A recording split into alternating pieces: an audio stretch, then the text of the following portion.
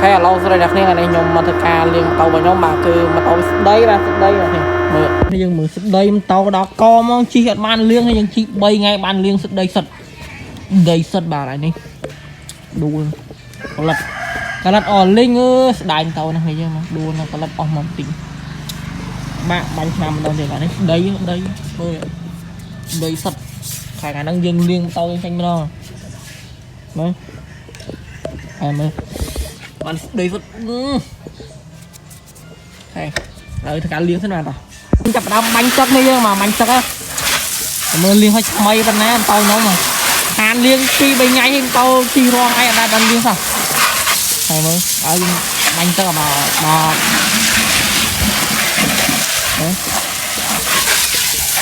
មើលក៏បាញ់ទឹកមកជិះជាតិថ្មីបន្តិចមកកាប់សេរីកាប់ហើយមើលហ្នឹងឡៃនេះអីតែបោះដល់ហ្នឹង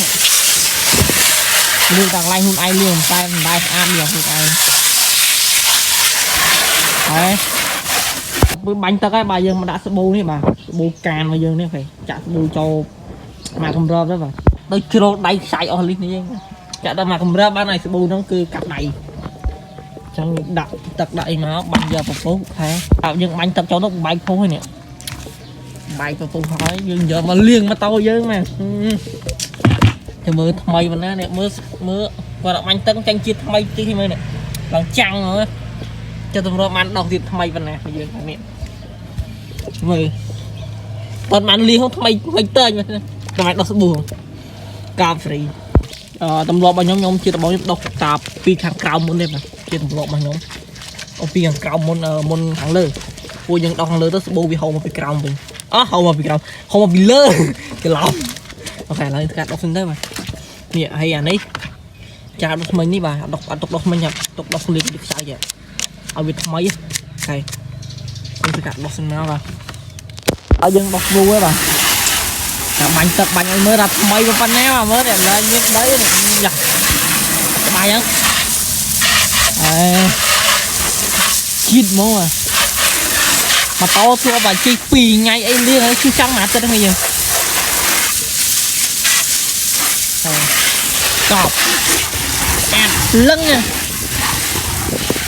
ទៅតែអត់បានលាងទៅថាដួលម៉ូតូឈឺជើងគេមុនដួលទៅវាកន្លងម៉ូតូឈឺជើងអត់បានលាងតឥឡូវស្អាតដល់បីជ្រៅ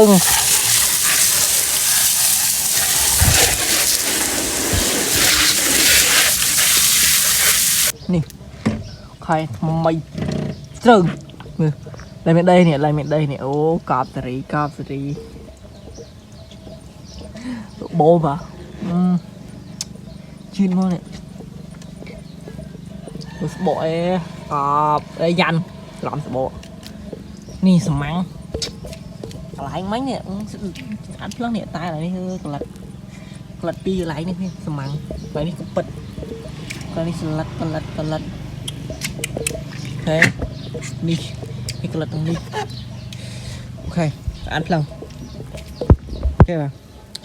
ហើយវីដេអូខ្ញុំមានប៉ុណ្ណឹងបាទបាយអ្នកគ្នាបាទជួបគ្នានៅវីដេអូក្រោយថតពីម៉ូតូហ្នឹងទៀតបាទបាយ